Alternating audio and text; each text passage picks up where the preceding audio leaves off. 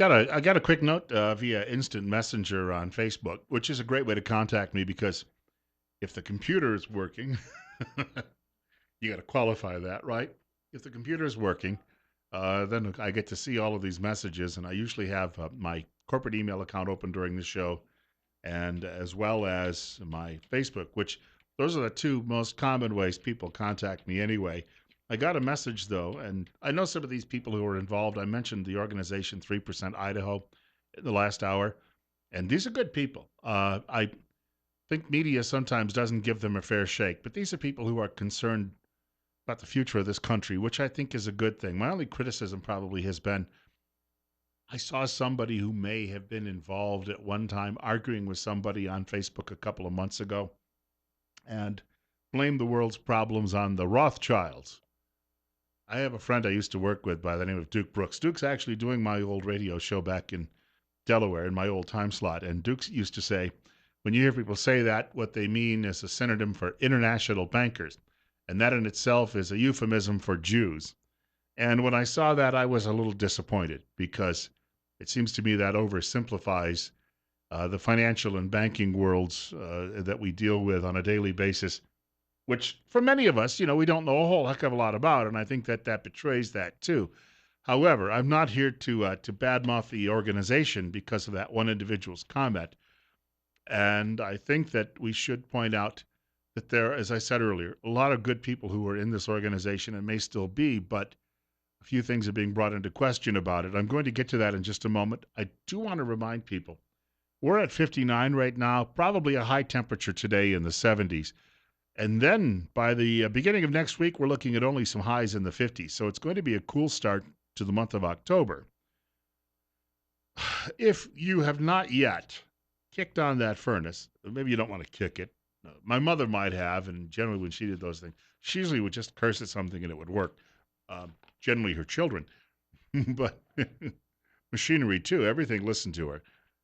If you haven't tried out that furnace yet, maybe that's a better way to put this, and you should have been trying it out for a couple of weeks now, just to find out, those first couple of chilly nights if it's actually working or not. Because if it's not, or it has some issues, it's not working efficiently, you need to call the pros at Ramsey Heating and Electric. They'll come out and they'll do any repair work or maintenance work, and they'll get the job done right the first time.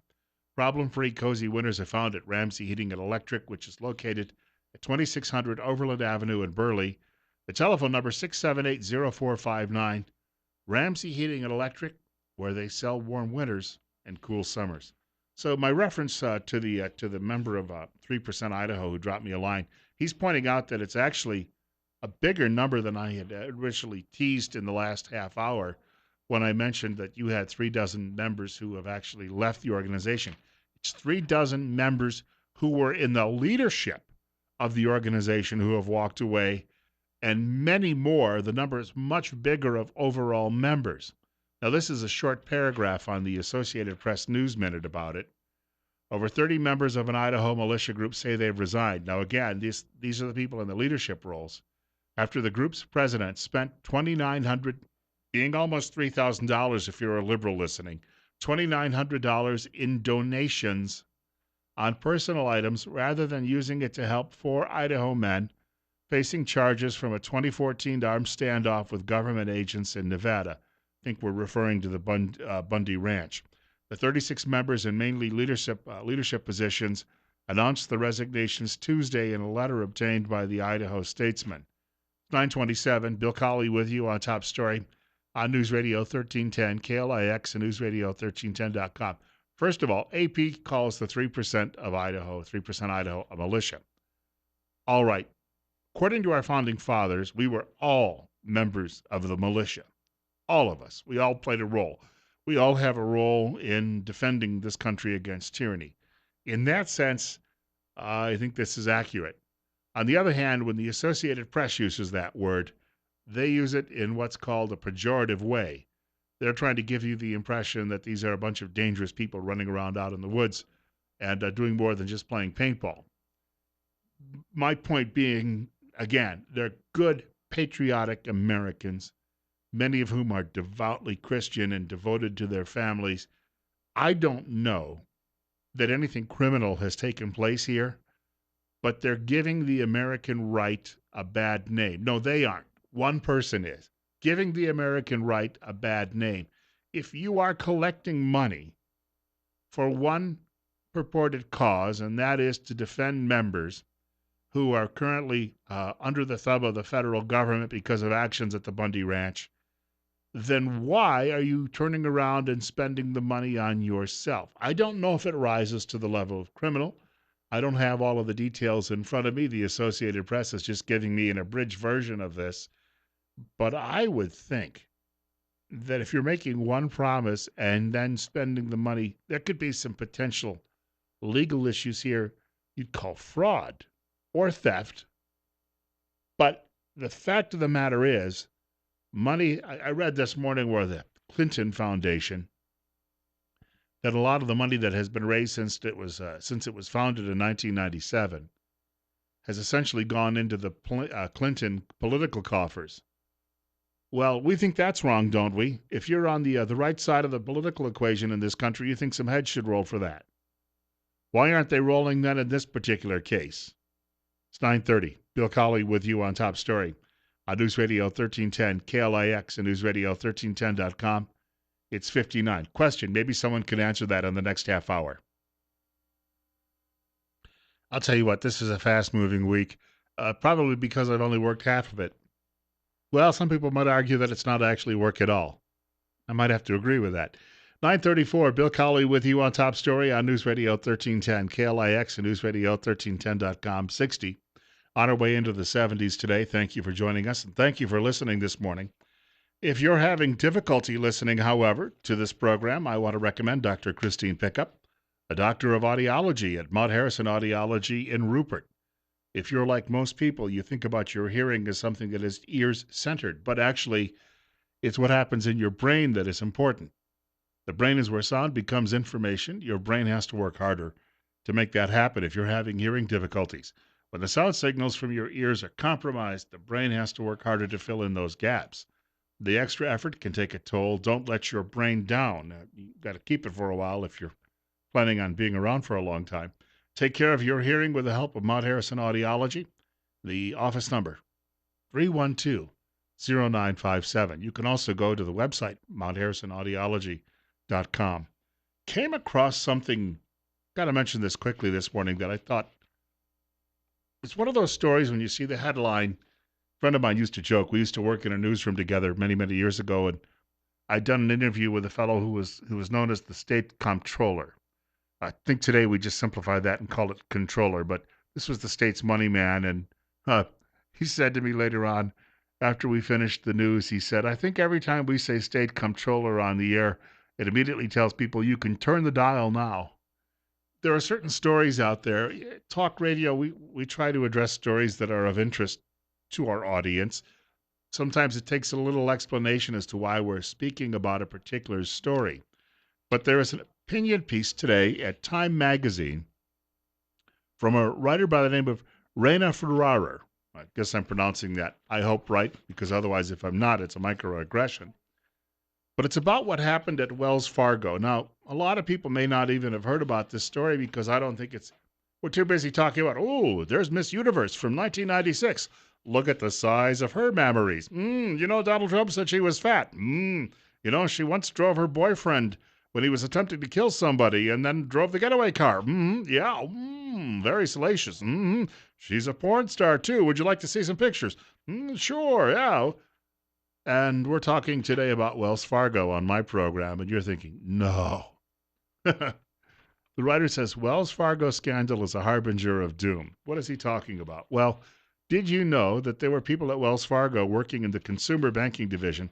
They were creating phony accounts, which they were then using because you got benefits and bonuses if you did, you increased the number of accounts. This thing got so wackily out of hand, it nearly brought down the company. I'm not giving you the entire piece because we'd be here all day, but the writer says, tellers were incentivized to make profits above all else. But why did the trouble come in the consumer division as opposed to any of the more complicated areas of the business? Finance has moved away from its original model of supporting companies and thus economic growth and now makes the majority of its money buying and selling existing assets as well as issuing corporate and consumer debt.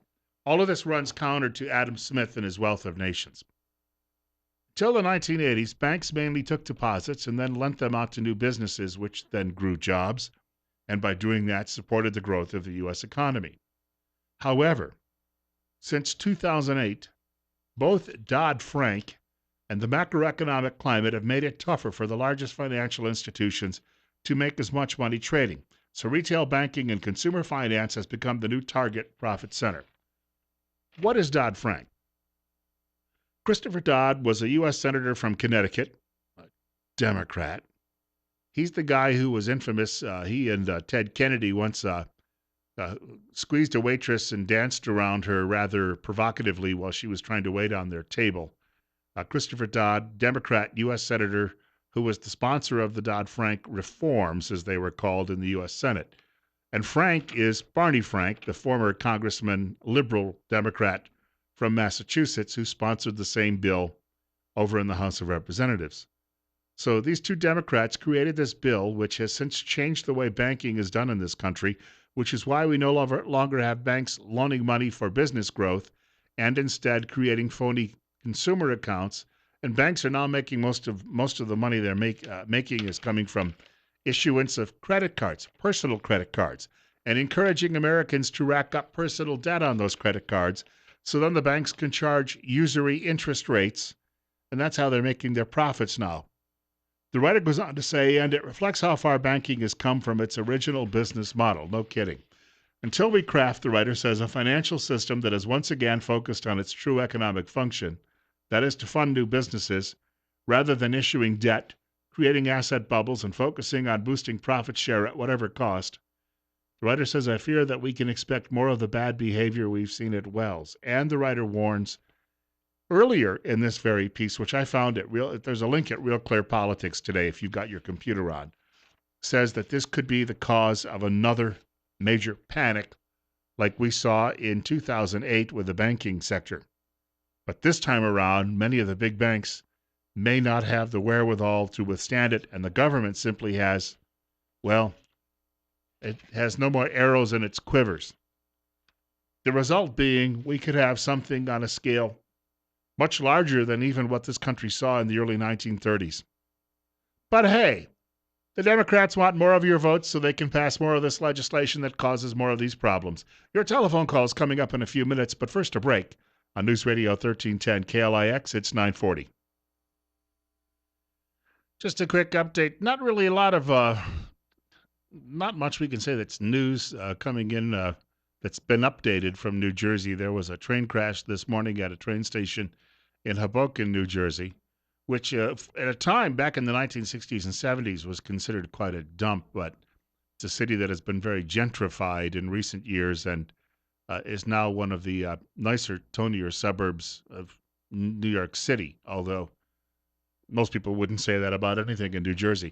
944, Bill Colley with you on Top Story on News Radio 1310, KLIX, and newsradio1310.com. And we're at 60. I want to thank you for joining us on our way today, probably into the mid to upper 70s. And as I mentioned earlier, by the beginning of next week, we're looking at a big cool down with daily highs perhaps only in the 50s, although not permanent.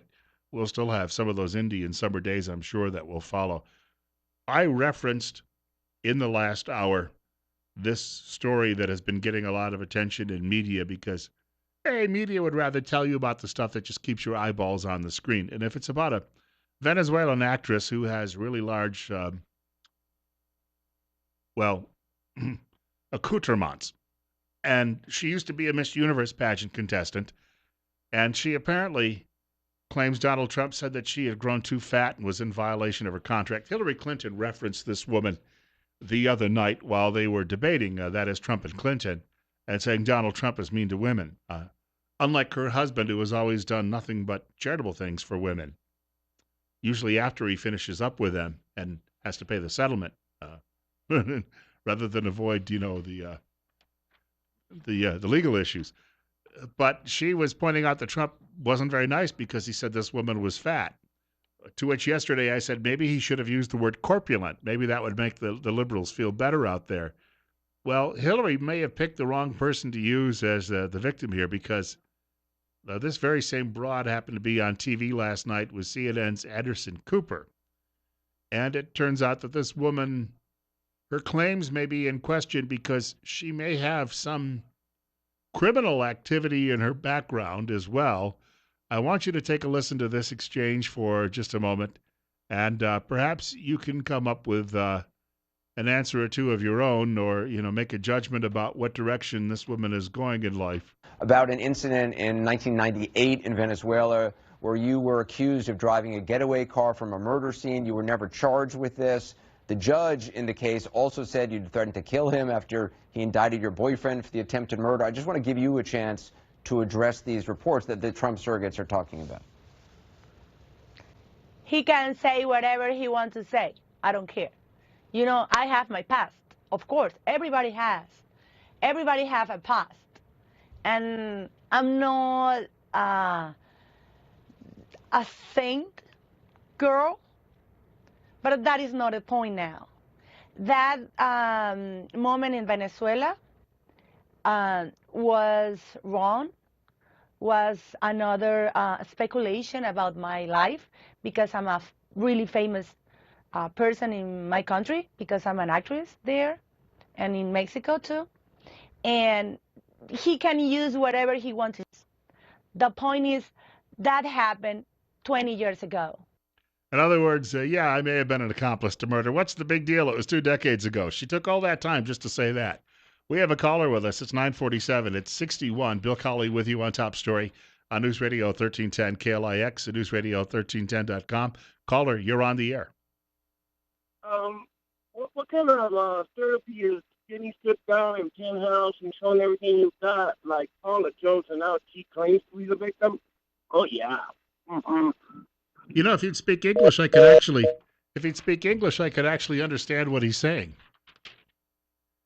Although I guess he might feel right at home with the porn star from Venezuela. About an incident in 1998 in Venezuela where you were accused of driving a getaway car from a murder scene. You were never charged with this.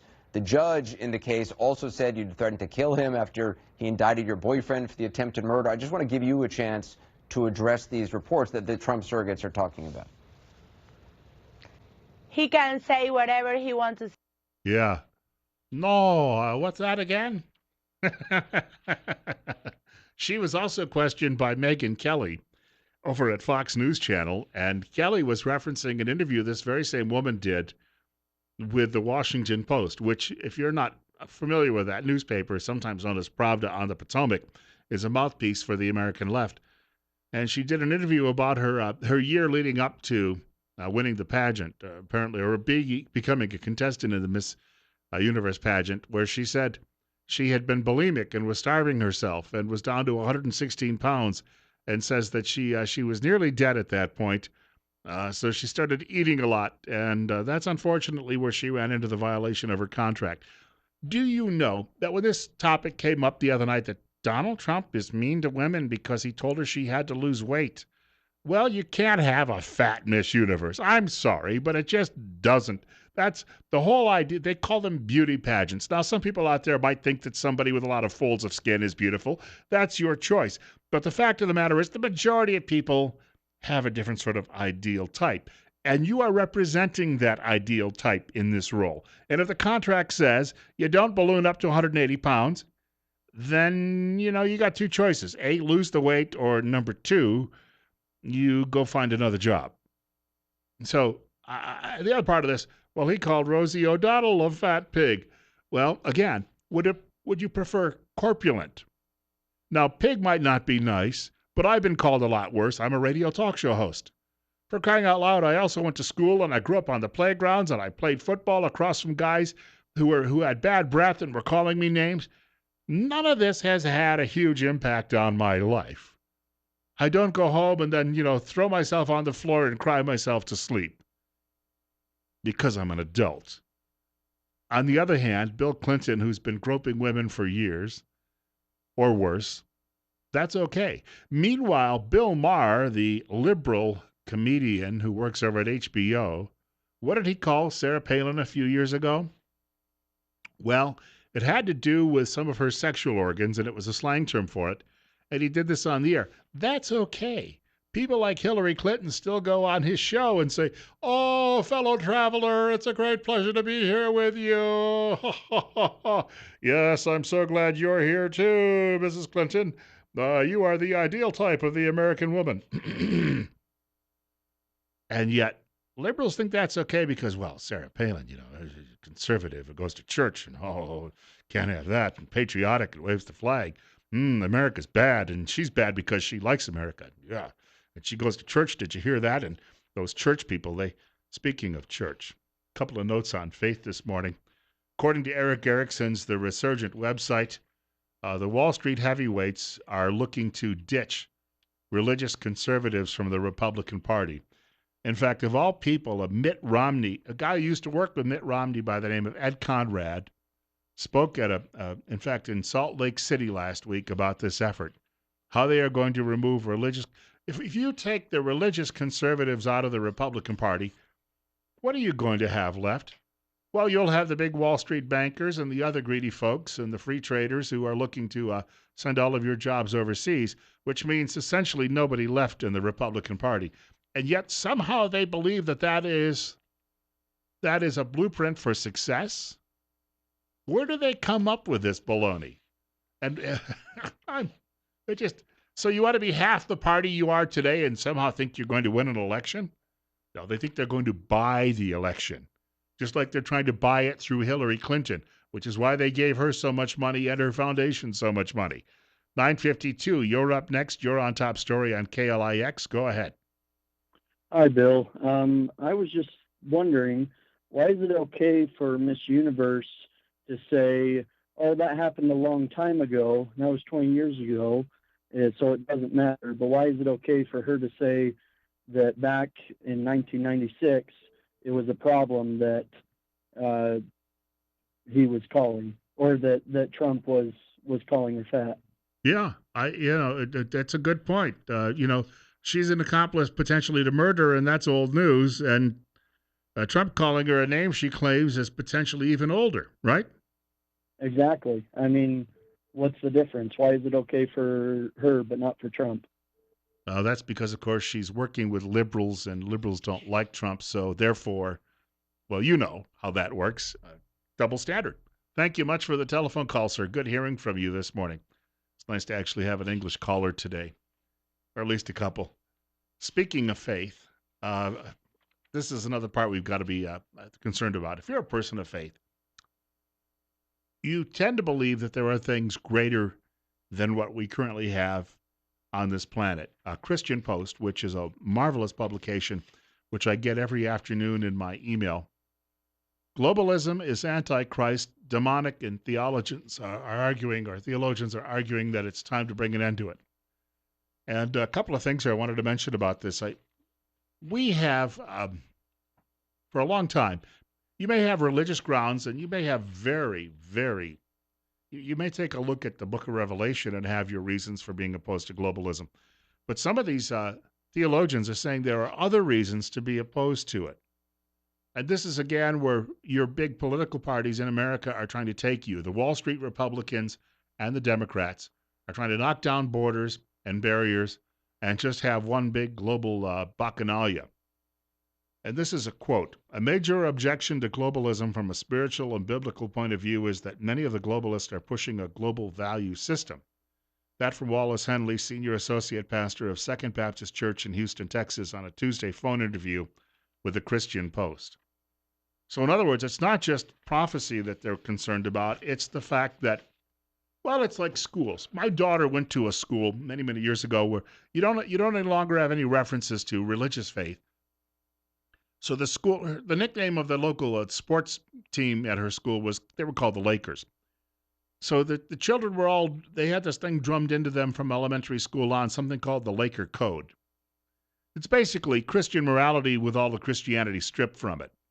But you see, these global values may not necessarily be our values, and that is of concern to these people. And they point out when you knock down borders and you just start bringing in people willy-nilly, you're also watering down or eventually destroying those values that created what we have. And then it mentions in a September 4th American Thinker article titled Globalism, the Religion of Empire, theologian Favo Shell noted similarly that, like the Christian vision of universal kingdom of God, the religion of secular globalism claims universality, but is an earthly-minded substitute for the church universal. The Christian vision sees the church universal as God's kingdom ruling the earth. The religion of globalism sees an earthly utopian world order in which all men pay allegiance to elite priests who rule over a world without natural or national borders. Might be the smartest thing she ever said. I've had an experience, Favo Shell, where I used to work at my last radio talk show, was one of the local religious leaders. So I know who she is. She does not like me. Apparently, I didn't kiss her ring when I first moved into town. But that doesn't mean that I don't believe just because you don't necessarily get along with someone doesn't mean that they aren't right. And she's right on this count. And I was thinking about that because yesterday I was reading in the very same publication about how in North Korea, Christians are being tortured and killed. They run over them with steamrollers, or they take them and they crucify them, and then they build a fire beneath them. So not only are you dying from the asphyxiation of the being nailed to the cross, you're being burned to death. Now, a globalist world is a world without any of our traditional values and our traditional morals. And the result is going to be, you see, you've got a government that is atheistic in North Korea. What we're playing with here is a fire of another kind. That is a belief that somehow, if you create a globalist system of government, and it's going to have to be a negotiated form of government because we don't all share the same cultures or values, then the result is going to be something likely stripped away of all of those Judeo-Christian values that have informed Western civilization for the last 2,000 years. And without that, that means it could be replaced by a demand that you give all of your fealty to the state, which is exactly what they do in places like North Korea. This is the design of the future. Bill Colley with you this morning. We've got to wrap up for today. God willing, if the creek don't rise, I'll be back in this very same chair tomorrow between 8 and 10 o'clock in the morning. In the meantime, Rush Limbaugh will follow the news at 10 o'clock this morning from Fox. We'll have an update on the train crash in New Jersey as well from Fox News. Sean Hannity following Fox News this afternoon at 1 o'clock. And then after 4 o'clock news today, it'll be Glenn Beck and, of course, Dave Ramsey tonight. All of that ahead on News Radio 1310 KLIX and newsradio1310.com. Have a great day.